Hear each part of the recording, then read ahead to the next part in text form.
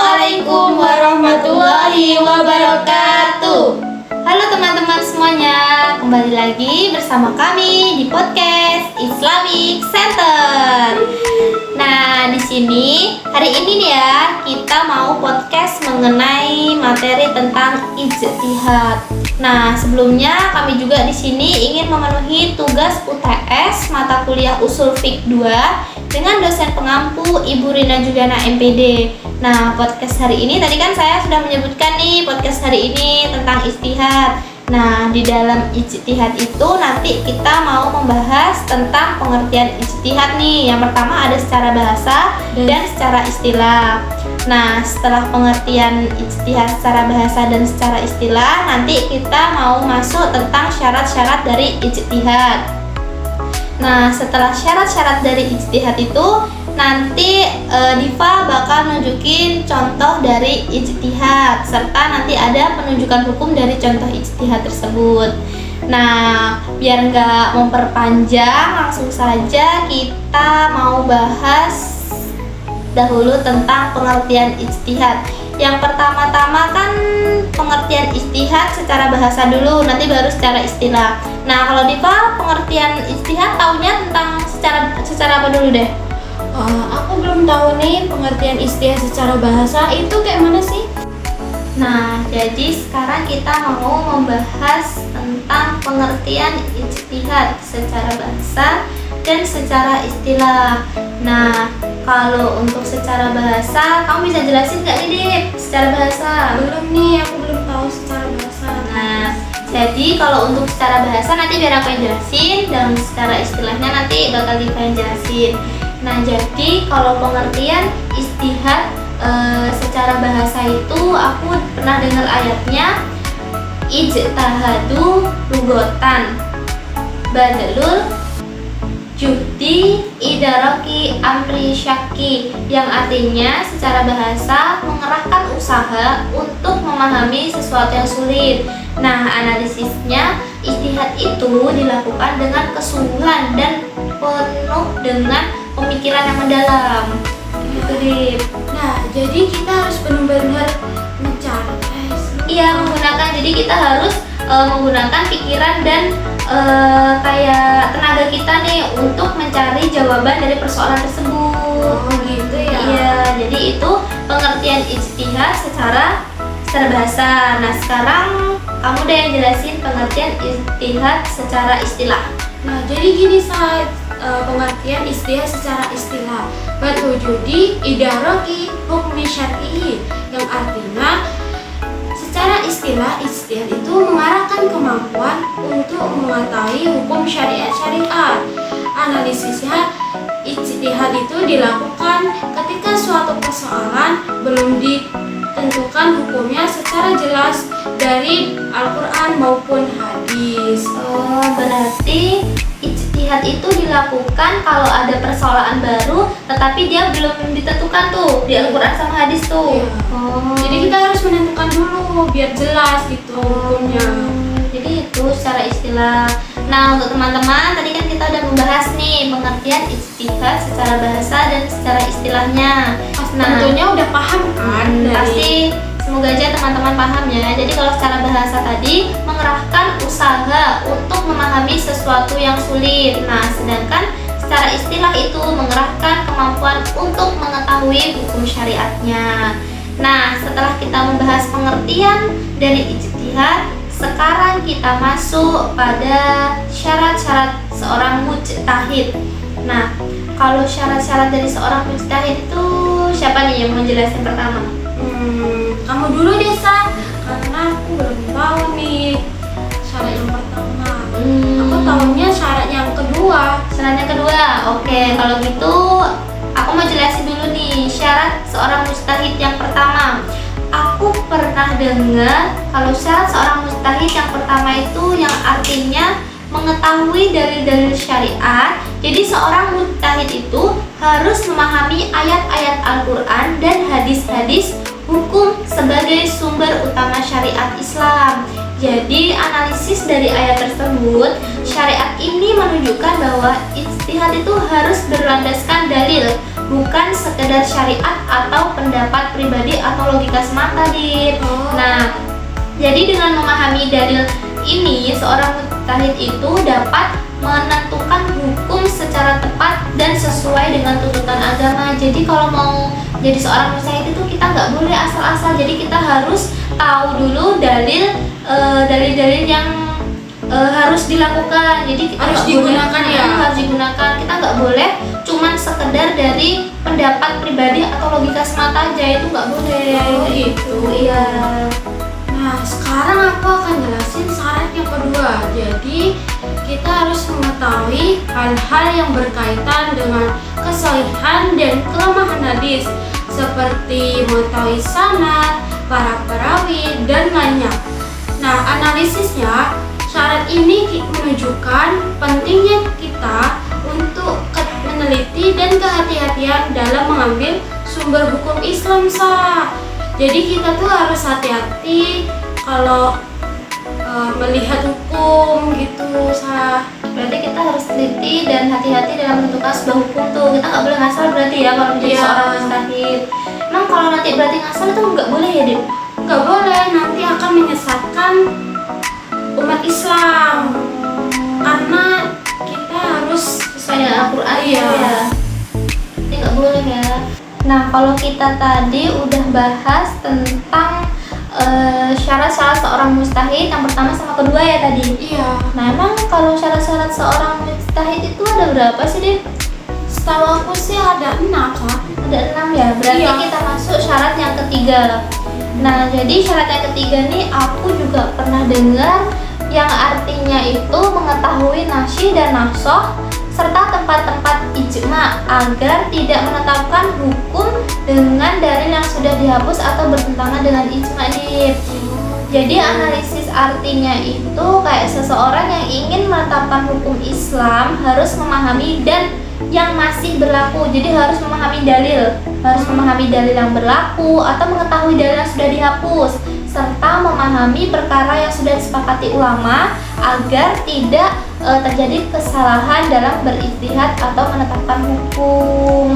Berarti kita harus benar-benar memahami dalil yang masih berlaku ya, Iya, jadi itu. Jadi untuk teman-teman juga, kalau misalnya syarat-syarat seorang mujtahid itu dia harus benar-benar memahami dalil yang masih berlaku, dalil-dalil atau mengetahui dalil yang sudah dihapus serta harus memahami perkara yang sudah disepakati oleh ulama agar tidak terjadi kesalahan dalam berijtihad atau penetapan hukum. Jadi nggak boleh asal-asalan, harus gitu benar-benar ya, mengetahui dalilnya.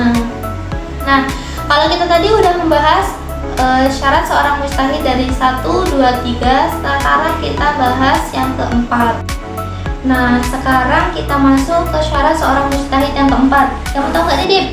Aku tahu nih, Jadi syarat yang keempat itu kita harus mengetahui dalil-dalil yang menyebabkan perbedaan hukum seperti pengkhususan, pembatasan, dan sebagainya agar kita tuh tidak menetapkan hukum itu yang bertentangan dengannya. Kemudian analisisnya, seseorang ijtihad itu harus menetapkan hukum Islam ya, dan memahami dalil-dalil yang dapat mempengaruhi perubahan atau perbedaan hukum supaya hukum yang ditetapkan itu tidak salah atau bertentangan dengan ketentuan syariat gitu, Jadi nggak boleh ngasal juga ya, itu, Dip? Iya, berarti kita harus benar-benar memahaminya dari hukum itu. Nah, sekarang kita masuk ke syarat seorang mujtahid yang kelima nih. Yang kelima atau keberapa nih, Dip? Kelima nih, Kelima. Nah, berarti yang kelima. Nah, sekarang saya mau jelasin yang kelima biar aku aja ya. Iya. Nah, selanjutnya syarat-syarat seorang mujtahid yang kelima nih. Nah, aku pernah dengar yang artinya tuh mengetahui ilmu bahasa Arab dan usul fiqh yang berkaitan dengan makna lafaz sesuai lafaz umum dan khusus, mutlak dan muqayyad, mujmal dan mubayyan, dan semisalnya. Nah, agar apa? Agar dapat menetapkan hukum sesuai dengan petunjuk makna tersebut. Jadi kita tuh jadi orang ijtihad tuh harus mengetahui ilmu bahasa Arab dan usul fikih ya, Sa? Iya betul banget. Jadi analisis dari arti tersebut, kayak bahasa Arab itu menjadi syarat penting dalam ijtihad karena Al-Quran dan hadis menggunakan bahasa Arab.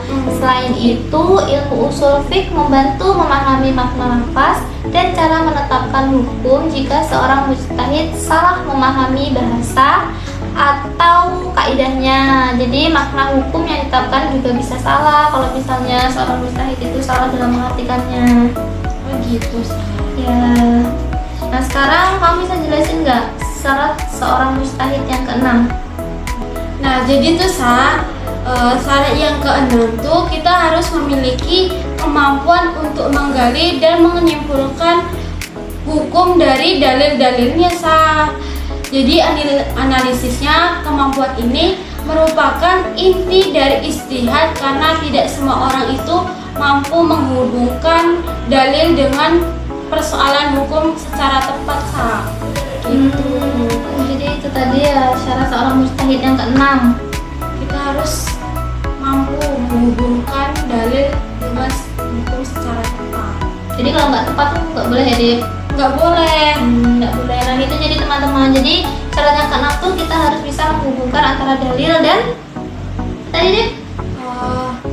Menghubungkan dalil secara tepat. Secara tepat. Jadi kalau nggak tepat itu nggak boleh ya teman-teman.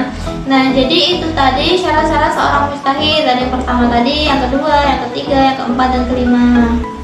Nah jadi teman-teman, untuk kesimpulan dari syarat-syarat seorang mujtahid itu, jadi syarat seorang mujtahid adalah harus memiliki ilmu yang mendalam tentang Al-Quran, hadis, ijma, nasih, dan mansos, serta memahami dalil-dalil yang menyebabkan perbedaan hukum. Jadi seorang mujtahid harus mampu membedakan hadis yang sahih dan lemah agar hukum yang ditetapkan sesuai dengan syariat Islam. Oh gitu. Iya, jadi dengan memenuhi syariat tersebut, ijtihad dapat dilakukan secara benar, hati-hati, dan tidak bertentangan dengan ajaran Islam. Jadi kayak gitu. Itu jadi kesimpulan dari syarat-syarat seorang mujtahid. Oh jadi kita tuh harus benar-benar mengetahui bahasa Arab dan usul fikih ya, Sa? Ya itu penting banget untuk teman-teman juga ya. Jadi itu syarat-syarat jadi seorang mujtahid. Jadi kita nggak boleh asal-asalan kayak menentukan dalil-dalil ataupun apa ya. Jadi kita nggak boleh teman-teman. Itulah gunanya syarat orang mujtahid supaya tidak. Nah jadi Dip, setelah kita membahas tentang syarat-syarat seorang mujtahid, selanjutnya kita akan membahas contoh dari ijtihad. Nah, di sini contoh ijtihad akan dijelaskan atau ayatnya akan dibacakan oleh rekan kita yaitu Diva. Silakan. Jadi contoh Al-Quran dari ijtihad itu dari Quran Surah An-Nisa ayat 105 yang bunyinya seperti ini, Sa. A'udzu billahi minasyaitonir rajim. Bismillahirrahmanirrahim. Inna anzalnal kitaba bil haqqi litahkuma bainan nas bima arakallah wa la taqul lil khainina hasima. Nah, itu ayat Al-Quran dari contoh ijtihad. Nah teman-teman, jadi dari ayat tersebut artinya itu berbunyi Al-Quran mewajibkan ijtihad dalam banyak ayat. Di antaranya firman Allah, sesungguhnya kami telah memutuskan kitab Al-Quran kepadamu Nabi Muhammad dengan hak agar kamu memutuskan perkara di antara manusia dengan apa yang telah Allah ajarkan kepadamu. Janganlah engkau menjadi penentang orang yang tidak bersalah karena membela para pengkhianat. Jadi, penunjukan hukum dari ayat yang telah dibacakan Diva tadi, yaitu hukum taklifi yang terdapat dalam Quran Surah An-Nisa ayat 105 adalah wajib berhukum dengan wahyu Allah dan haram membela orang yang berkhianat. Hal ini terlihat pada perintah agar Nabi Muhammad SAW memutuskan perkara berdasarkan petunjuk Allah serta larangan menjadi pembela bagi orang-orang yang bersalah. ayat ini juga menunjukkan pentingnya keadilan dalam penetapan hukum. Gitu. Ya, jadi teman-teman itu tadi contoh ijtihad, artinya serta penunjukan hukum terhadap ayat yang telah dibacakan oleh saudara kita. Gimana untuk teman-teman? Sudah bisa dipahami belum materi kita hari ini? Kalau untuk Dipa gimana? Bisa dipahami sih. Saya insya Allah bisa dipahami. Semoga apa yang kita sampaikan ini bisa dipahami sama teman-teman semuanya. Nah, sebelum kita tutup materi kita pada hari ini, nah di sini saya akan memberikan sedikit hikmah dan pentingnya ijtihad. Jadi untuk teman-teman, dari pembahasan tadi kita bisa melihat bahwa ijtihad itu memiliki peran penting dalam kehidupan umat Islam. Karena kehidupan terus berkembang dan selalu muncul persoalan baru yang membutuhkan jawaban hukum Islam. Betul nggak, Di? Betul banget. Nah, namun ijtihad itu bukan berarti bebas. Nah, jadi teman-teman, sebelum kita tutup materi kita pada hari ini, saya dan Dipa nih mau memberikan sedikit hikmah dan pentingnya ijtihad. Nah, teman-teman, dari pembahasan tadi kita bisa melihat bahwa ijtihad itu memiliki peran penting dalam kehidupan umat Islam, Dip.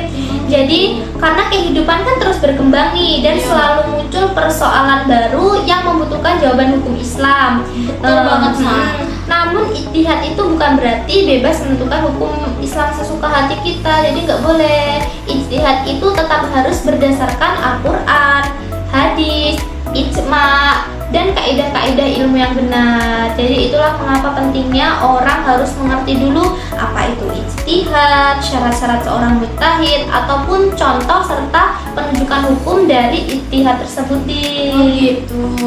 Nah, untuk teman-teman, jadi jika teman-teman dalam podcast ini masih kurang merasa paham, nanti bisa teman-teman cek untuk video podcast teman-teman kita yang lain. Jadi semoga apa yang kita sampaikan ini bisa menambah wawasan teman-teman semua ya, walaupun pembahasan kita masih sedikit kurang jelas, kurang dipahami ya. Nah, jadi itulah dia mengapa hanya orang-orang yang memiliki kemampuan ilmu yang mendalam yang dapat menjadi seorang mujtahid. Jadi kalau orang yang nggak punya ilmu mendalam atau tidak mempunyai kemampuan itu nggak bisa menjadi seorang mujtahid. Nah, baik teman-teman, jadi kesimpulannya ijtihad itu adalah usaha sungguh-sungguh untuk menetapkan hukum syariat terhadap persoalan yang belum dijelaskan secara jelas dalam Al-Quran dan hadis. Jadi seseorang itu harus memenuhi beberapa syarat seperti memahami dalil syarat, mengetahui kualitas hadis, serta memahami nasik dan maksud, serta mengetahui sebab penyebab perbedaan hukum sah. Nah, jadi untuk teman-teman, semoga pembahasan kali ini bisa menambah wawasan dan pemahaman tentang pentingnya ijtihad dalam Islam. Bisa menambah wawasan teman-teman tentang syarat-syarat dari seorang mujtahid tadi. Walaupun pembahasan kita masih kurang jelas, semoga tapi dari teman-teman bisa menangkap atau sedikit dimasukkan lah ya, kayak bisa dipahami apa yang kita sampaikan tadi seperti pengertian, syarat-syarat dan contohnya. Nah, untuk teman-teman, terima kasih banyak telah mendengarkan podcast kami berdua tadi. Walaupun masih kurang jelas, tapi semoga ada yang masuk ke dalam wawasan kalian ya teman-teman. Jadi kurang dan lebihnya kami mohon maaf. Kami akhiri. Wassalamualaikum warahmatullahi wabarakatuh.